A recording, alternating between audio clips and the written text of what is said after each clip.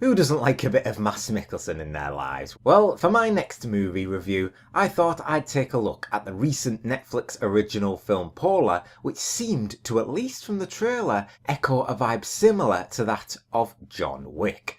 To be compared against such a fantastic film from the get-go probably isn't the best thing in the world, because when all is said and done, Polar does not reach those lofty heights and could essentially boil down to being called a B-rated John Wick film. Now apparently Polar is based off a graphic novel, which makes sense and all given the fact that the colours are vibrant from the off and the blood spatter gets a little crazy at times, so I can see where they get the ideas from. Its association with Dark Horse Entertainment is very clear here, and the people behind the scenes along with the director Jonas Åkerlund were obviously trying to capture that graphic novel-esque eccentric tone. They do achieve that to some positive and negative outcomes, but if there is one thing we can all agree on, it is the fact that this film would have been a lot worse off if it wasn't for everyone's favourite Dane, Mads Mikkelsen.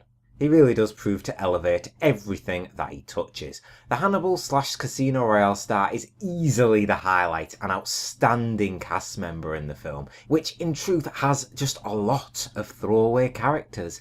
He though is the main man we focus on, Duncan Visler, aka the Black Kaiser, a soon-to-be retired assassin who is getting ready to hang up his boots. In 2 weeks' time, the association he works for, Damocles Enterprises, is due to pay him a sizable $8 million as part of his retirement fund.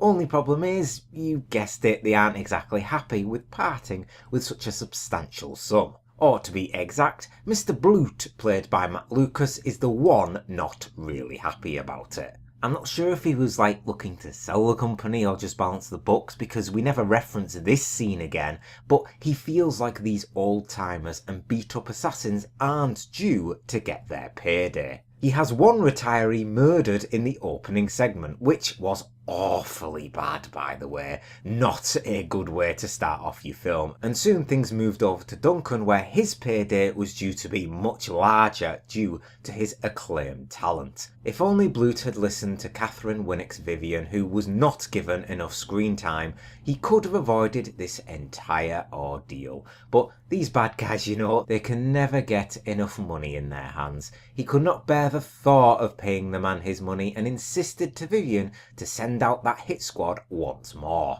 In fairness though, the part at the cabin was incredibly satisfying. Every single one of those obnoxious, arrogant agents got destroyed by the vastly experienced Duncan.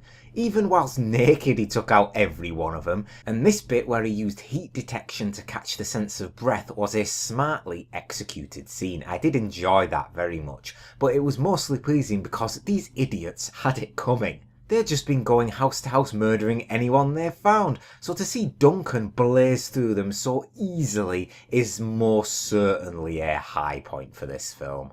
Now I shall move on to Camille, who is the neighbour of Duncan. Vanessa Hudgens and Mads Mikkelsen's chemistry is another strong point to mention. She's very timid, easily spooked, and you can't quite understand why. We of course learn why in the final 5 minutes of the film, but her and Duncan's interactions add a little heart to a film surrounded by blood and bullets. Duncan, surprise surprise, even loses an eye going after her once she's scooped up by Blute's agents. I was wondering when this scene was going to occur. I mean, the film is basically marketed as Mads Mikkelsen, the hitman assassin with one eye kicking some ass, so I was a tad surprised to see it take about 2/3 of the film for that part to come along. The torture section and aftermath was also quite well done, but I cannot fail to mention the scene in the warehouse where he proved how devastating he could be.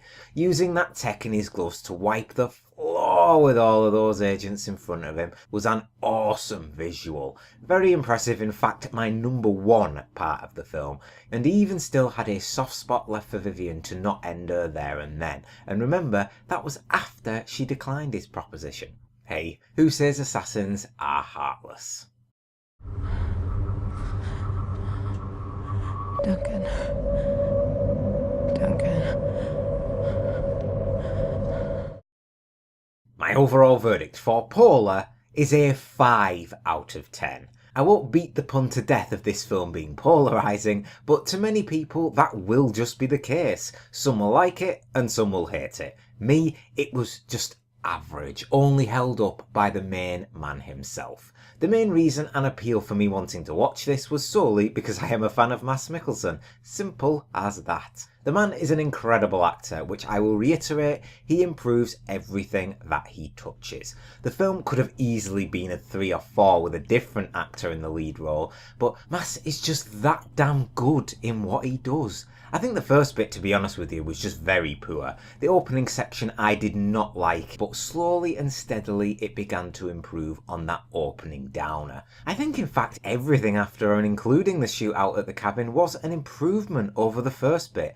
I didn't find the humour that particularly funny either with anyone outside that of Mads, and most of the side characters like that hit squad were, as I've said, more annoying than anything else. Now, let's just push away those forgettable side characters and move on to one of the main ones where I was a tad disappointed with the lack of Catherine Winnick. I've not seen her in much before, I must say. I know she's in Vikings, but the small role that she has, I thought she was excellent in. I would have loved to have seen her a bit more involved one way or another, but we can't, of course, change that now.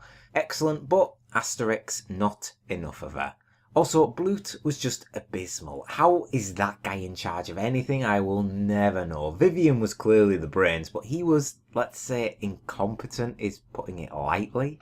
Okay, let's begin to wrap this one up. I mentioned John Wick at the start of the review because it will be compared against it for good reason, but there are only 1 or 2 scenes that would even come close to that overall level. John Wick is like the top tier when it comes to gunfights and such. This doesn't even compare against it. Again, the main thing saving this film from being lower down the card is the fact that Mads Mikkelsen is brilliant. But before I forget, there is one other scene worthy of mention. We see Duncan having flashbacks from time to time, flashbacks to a murder he was a part of, and the reason why Camille was timid whenever he was around was because she knew Duncan was the man who committed that murder. She was the poor child spared by his hand, but she could never pry his face away from her mind. I thought the film was going to end there with Duncan's death, I did. The discussion between the pair was acted wonderfully, but in the end she decided to spare him so the pair could go after the man who gave Duncan his job. An interesting ending to say the least, and one done on purpose, I was to assume, that leaves the door wide open for a sequel. Whether or not we will get one or Paula will be a one-off remains to be seen. After doing a tad bit of research, I understand there are plenty of stories that are still to be told, but I suppose that would come down to how well Paula is received and how much money it makes. Critics seem to be hating this at a glance, but that's nothing unusual in their own little bubble, whereas audiences seem to be sat around that midway point. Some like it, some hate it. How about you? Did you enjoy Mads Mikkelsen in his latest outing? And what are your overall feelings about the film? Let me know your thoughts down in the comments. And as always, thank you very much for watching. Please leave a like, comment and subscribe if you enjoyed the review. And I'll see you on the next one.